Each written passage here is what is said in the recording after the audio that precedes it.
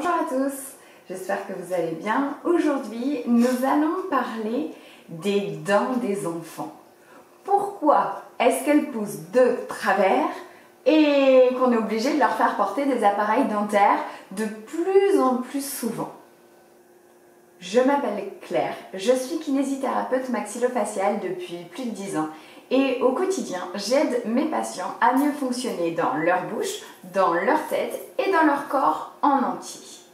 À force d'entendre des remarques comme « mais pourquoi on ne me l'a pas expliqué avant ?» je me suis lancée dans une chaîne YouTube afin de vous donner quelques explications et conseils pour mieux fonctionner.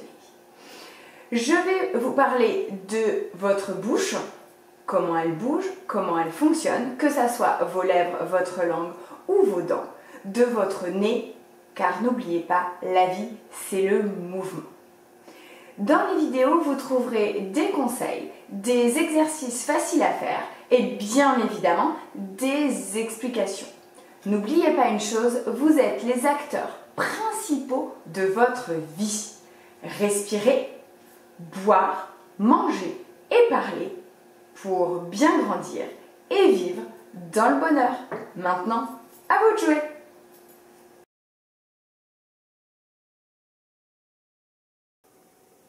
Cela crée une problématique au niveau esthétique qui inquiète beaucoup les parents. Une étude réalisée en 2015 montre qu'un enfant sur 10 en classe de CE2 porte un appareil dentaire. Et finalement, aussi une problématique au niveau mécanique, puisque des dents de travers vont permettre aux aliments de rester coincés entre les dents malgré le brossage et donc risquer un développement de caries beaucoup plus important. Et en parallèle, des dents de travers sont moins bien accrochées dans l'os et donc à terme vont risquer des déchaussements dentaires. Donc les dents de travers, ce n'est pas que esthétique, c'est aussi mécanique. Alors, est-ce qu'on pourrait aider les choses pour éviter que les dents poussent de travers? Alors déjà, si on reprend les bases, les dents des enfants apparaissent au bout de quelques mois. Elles ne sont pas présentes à la naissance, fort heureusement. Aux alentours de 6 mois, les premières dents vont apparaître chez les tout-petits, jusqu'à environ 3 ans, où l'enfant va avoir ses 20 dents de lait. Puis, aux alentours de 6-8 ans, il n'y a pas de règle, chaque enfant fait à son rythme. Les dents de lait vont tomber progressivement, puis être remplacées par des dents définitives qui sont plus nombreuses puisqu'on a 32 dents définitives. Les dents de lait sont en fait grignotées par les dents définitives pour limer toute la racine qui accroche la dent dans l'os et donc permettre à la dent de lait de se décrocher, de tomber et à la dent définitive de continuer de pousser. Mais alors pourquoi elles poussent de travers ces dents? D'abord, il faut comprendre que les dents définitives sont plus nombreuses et plus solides que les dents de lait car en fait elles correspondent aux besoins alimentaires qui évoluent. L'enfant a des besoins alimentaires moins importants et au fur et à mesure, sa bouche grandit et donc il a des besoins alimentaires qui sont plus importants et les dents doivent être plus grosses, plus nombreuses et plus solides. Effectivement, les dents définitives, vous l'avez peut-être remarqué chez les enfants qui perdent leurs dents, font en moyenne 1,5 fois la taille d'une dent de lait. Elles sont donc effectivement beaucoup plus grosses. Ce qui veut dire que si l'enfant est trop beau avec ses dents de lait, toutes bien alignées, parfaitement stables et avec aucun espace entre les dents, eh bien il n'y a absolument pas la place pour que les dents définitives puissent venir rentrer à l'intérieur de cet espace qui est beaucoup trop petit. Donc un enfant avec ses dents de lait, qui a des espaces entre chaque dent, c'est parfait. C'est que sa mâchoire s'est parfaitement développée et va donc permettre aux dents définitives d'avoir la place de passer. C'est pour cela qu'aujourd'hui, les orthodontistes ont de plus en plus tendance à travailler sur les dents de lait. Car effectivement, s'ils ouvrent l'espace de la mâchoire en aidant l'enfant à grandir et à créer ces espaces entre les dents de lait, les dents définitives auront la place de se positionner et donc il y aura beaucoup moins, voire plus du tout besoin de travail de réalignement des dents plus tard à l'adolescence.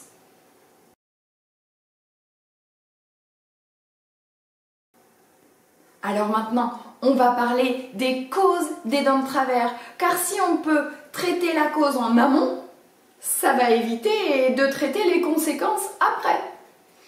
Les 3 causes principales de la poussée des dents de travers, c'est la respiration, qui se fait pas par le nez mais par la bouche, donc qui ne permet pas la croissance du visage. C'est la mastication, qui se fait un petit peu trop sur des choses molles, des aliments de bébé, au lieu d'utiliser les dents pour développer la musculature et les articulations. Et c'est la déglutition ou la phonation, c'est-à-dire le fait d'avaler ou de parler avec une langue mal positionnée et qui fonctionne peu correctement. Alors on va détailler ces 3 points. On reprend d'abord la respiration puisque il faut savoir que la croissance du visage de l'enfant se fait majoritairement par la stimulation de la respiration nasale, par le nez exclusivement. La respiration par la bouche, c'est que pour survivre en vrai, quand le nez il est bouché épisodiquement. Le reste du temps, la respiration efficace ne se fait que par le nez. Ce qui veut dire plusieurs choses. D'abord, le nez doit être propre.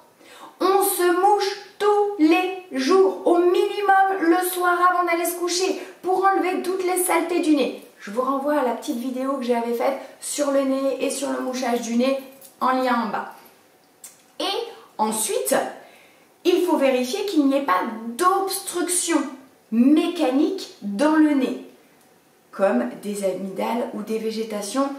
Je ferai une vidéo spécifique sur ce point-là. Et enfin, une fois que le nez est propre, qu'il n'est pas obstrué mécaniquement, eh ben on va vérifier qu'il fonctionne correctement. Parce que c'est bien beau d'avoir un nez propre, mais si on ne l'utilise pas, il ne se développe pas. Le fait de respirer par son nez va ouvrir et développer les sinus de l'enfant qui sont tout petits à la naissance et vont permettre du coup l'expansion du visage. En gros, ça va rendre plus beau nos enfants. Donc, il est très important de permettre à l'enfant de respirer par son nez. Un enfant qui ronfle la nuit, ce n'est pas normal. Prenez un rendez-vous chez votre médecin ou chez votre ORL pour aller voir ce qui coince. Et surtout, mouchez-lui le nez tous les jours. Deuxième point, la mastication. Nous consommons à l'heure actuelle des aliments de plus en plus mous qui ne développent absolument pas la musculature et les articulations au niveau de la mâchoire. Il a été prouvé que nos mâchoires, au fil du temps, sont de plus en plus petites et étroites. En effet, si on reprend l'alimentation de l'homme de Cro-Magnon, il déchiquetait à pleines dents sans couteau ni fourchette de la viande à 40% de son alimentation et des fruits ou légumes très peu cuits, voire pas cuits du tout. Il sollicitait donc énormément la musculature au niveau de sa mâchoire et également ses articulations. À l'heure actuelle, notre alimentation est de plus en plus molle et mixée. Si vous saviez comme je me bats contre les goûters type Pop-Pot, Peach de nos enfants, ce n'est que du mou. Les enfants ne favorisent absolument pas le développement de leur mâchoire. Donnez-leur un fruit, du pain et du chocolat et cela va permettre de développer leur musculature. Cela est valable pour le goûter et évidemment est transposable sur les autres repas. C'est-à-dire que le matin au petit déjeuner, privilégiez du pain normal plutôt que le pain de mie ou la brioche. Aux autres repas, on va privilégier de la viande en morceaux et pas uniquement de la viande hachée. On va privilégier des légumes un peu moins cuits ou même des crudités, des carottes dans lesquelles on croque, des radis, Il faut prendre en compte un autre point. Au niveau de la mastication, c'est le mouvement utilisé pour mâcher les aliments. À l'heure actuelle, encore trop souvent, je vois des enfants âgés de 3, 4 ans auxquels on demande de fermer leur bouche à table. Parce que quand même, ça se fait pas. Et puis, ça fait du bruit. Alors ferme ta bouche un petit peu quand tu manges. Un enfant, avant l'âge de 6, 7 ans, il ne peut pas fermer sa bouche à table en mastiquant correctement ses aliments. C'est beaucoup trop de difficultés et de coordination pour lui. Je vais quand même pas le laisser manger avec la bouche ouverte. Je vous ai pas demandé de le laisser manger avec la bouche ouverte. Je vous ai demandé de lui apprendre à manger. Un enfant, s'il mange en utilisant ses dents uniquement dans ce sens-là, il est obligé d'ouvrir sa bouche pour se laisser la place de mastiquer. Or, il ne travaille absolument pas sa mâchoire. Un enfant, et vous le verrez chez les tout petits qui commencent à découvrir, il vient chercher d'un côté et de l'autre côté. Je leur donne toujours l'image de la vache, ça parle bien. On utilise un côté, puis on utilise l'autre côté, ce qui va permettre à la bouche d'avoir moins d'ouverture, plus d'amplitude, plus d'efficacité puisqu'on broie les aliments et donc de développer encore plus l'ouverture de la mâchoire, l'efficacité et vous serez content car l'enfant va fermer sa bouche plus rapidement et plus efficacement. Dernier point, au niveau du brossage de dents, il est rappelé chez les enfants la nécessité de brosser les dents biquotidiennement le matin et le soir, au moins 2 minutes de préférence avec une brosse à dents électrique. Avec un dentifrice adapté à l'âge de votre enfant, car effectivement, selon l'âge, il va y avoir un taux de fluor adapté à votre enfant pour développer l'émail des dents. Troisième et dernière cause des dents de travers, la langue. Aujourd'hui, plus de 80% des enfants ont eu ou ont toujours le pouce ou la tétine dans la bouche. Or, cela crée un obstacle au bon fonctionnement de la langue. Alors, pourquoi de plus en plus d'enfants aujourd'hui? Tout simplement parce que ce sont des objets de substitution qui permettent de combler le besoin de réassurance de l'enfant que malheureusement la plupart des parents n'ont plus le temps dans la société actuelle de venir combler eux-mêmes. L'idéal étant que jusqu'à 1 an, on laisse l'enfant faire, puis on ne lui autorise plus que sur les moments de sieste ou de nuit jusqu'aux alentours de 2-3 ans. Et aux alentours de 2-3 ans, on essaye de s'en passer complètement. Pour plus d'explications, je vous renvoie à la vidéo spécifique pouce des tétines et doudou que j'ai faite. Alors, pour en revenir au fonctionnement de la langue, le pouce et la tétine vont créer un obstacle tout simplement puisque en position physiologique normale, la langue est pointe au niveau du palais, le reste dans le vide, et au moment où on avale les aliments, elle va venir créer un appui au niveau du palais. Ce qui fait que lorsque nous déglutissons notre salive entre 1500 et 2500 fois par jour, l'enfant va pouvoir développer la croissance de son maxillaire. Or, avec une tétine ou un pouce dans la bouche, la langue est positionnée en bas. Elle va donc absolument pas pouvoir développer le maxillaire supérieur. La mâchoire va se retrouver trop petite et les dents définitives n'auront plus la place de pousser, elles vont pousser de travers. Et l'orthodontiste va être obligé d'aider l'enfant à ouvrir son maxillaire. Ensuite, on n'hésite pas à se faire aider par des professionnels, que ce soit les orthophonistes ou les kinémaxillos, pour réapprendre à l'enfant à utiliser la langue au palais. que ça soit pour avaler l'eau, la salive ou les aliments, et pour parler. Petit rappel, la croissance du visage des enfants est terminée à 85% à l'âge de 10 ans.